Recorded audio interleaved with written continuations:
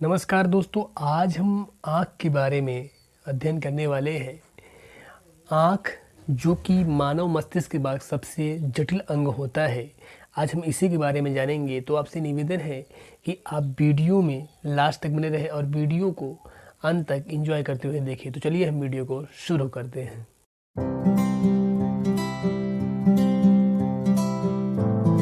मानव मस्तिष्क जो कि एक दृढ़ व अपारदर्शी होता है। अगर उसके हम पार्ट के बारे में बात करें तो हम जो देखते हैं, जो हमारा आँख है वो सबसे बाहरी भाग है, वो सबसे दृढ़ होता है और उसे हम कार्निया के नाम से जानते हैं। जो आँख का सबसे बाहरी भाग है जो सफ़ेद कलर का दिखता है उसे हम कार्निया कहते हैं। कार्निया के बाद हम जो देखते हैं तो जो हमारा दूसरा पार्ट आता है जो ब्लैक कलर का दिखाई दे रहा है, इसे हम आइरिस के नाम से जानते हैं। आइरिस जो कि आप देखते हैं कि बहुत लोगों का कलर आँख का कभी भूरा तो कभी ग्रीन तो कभी नीला होता है, वो इसी आइरिस का कलर होता है, जो कि एक विशेष प्रकार का पिगमेंट पाया जाता है जिसके कारण से उनके आँखों का कलर बदलता रहता है। तो जो हमारा कार्निया है और जो हमारी ये आइरिस है, इसके बीच में एक द्रव पाया जाता है जिसे हम जलीय द्रव कहते हैं। और जो ये हमारा आइरिस है, अगर आँखों पर ज़्यादा प्रकाश पड़ता है तो यह आइरिस जो हमारी पुतली है उसको ढक लेता है। अभी हम आगे पुतली के बारे में बात करेंगे। तो जो हमारा पुतली का साइज घट जाती है वो इसी आइरिस की वजह से होती है।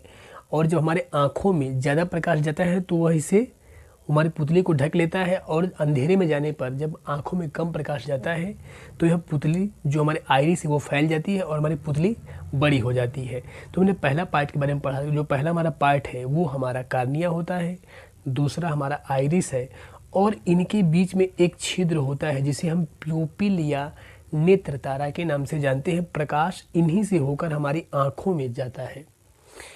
तो ये हमने 3 पार्ट पढ़ा। पहला हमने कार्निया देखा, दूसरा हमने आइरिस, और तीसरा हमने बात किया प्यूपिल के बारे में हमने देखा। और ये जो हमारी ऊपर है ये हमारी आँखों के नसें हैं, नर्व सिस्टम है, जो हमारी तंत्रिका है वो हमारे आँखों से जुड़ी हुई है। अब हम बात करते हैं कि जो आँखों के अंदर और कौन कौन से पार्ट होते हैं। तो हम पाते हैं आइरिस और नेत्र तारा के बीच में एक नेत्र लेंस पाया जाता है जो कि एक द्विउत्तल लेंस होता है। हालांकि इसमें जो हमारा द्विउत्तल लेंस होता है, एक का जो वक्रता त्रिज्या होती है वो बड़ी होती है और दूसरे की वक्रता त्रिज्या छोटी होती है।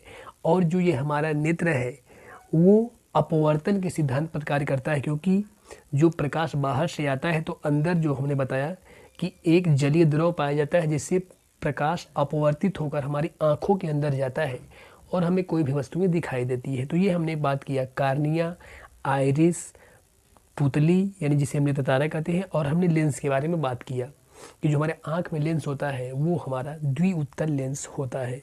अब हम अगर इसके अंदर जाते हैं तो और हमें क्या दिखाई देता है, अगर हम उसके बारे में बात करें तो जो ये हमारा आँख का पार्ट हम देखते हैं तो इसमें जो क्या है कि पीछे हमें 3-4 परतें दिखाई देती है। तो इसमें जो पहली परत होती है, हालांकि इस परत से पहले ही हम क्या देखते हैं कि इसमें भी एक द्रव भरा होता है जो कि हमारे आँख के साइज को मेंटेन किया रहता है।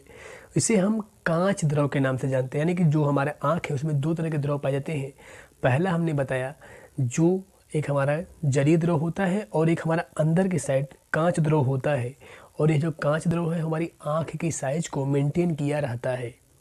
उसके बाद हमने बताया कि पीछे हमें 3 परतें देखने को मिलती है। जो पहला परत होता है जिसे हम दृढ़ पटल कहते हैं, और उसके बाद जो दूसरा परत हमारा होता है इसे हम कोराइड के नाम से जानते हैं, और इसका जो सबसे नीचे वाला परत होता है इसे हम रेटिना के नाम से जानते हैं, जिस पर हमारा प्रकाश, जो हम कोई वस्तु देखते हैं तो हमारे जो लेंस से होकर प्रकाश अपवर्तित होकर हमारी आँखों पर पड़ती है तो उसका जो प्रतिबिंब है वो रेटिना पर ही बनता है। हालांकि जो हम प्रतिबिंब देखते हैं वो जो हमारी आँखों पर बनता है वह उल्टा बनता है प्रतिबिंब।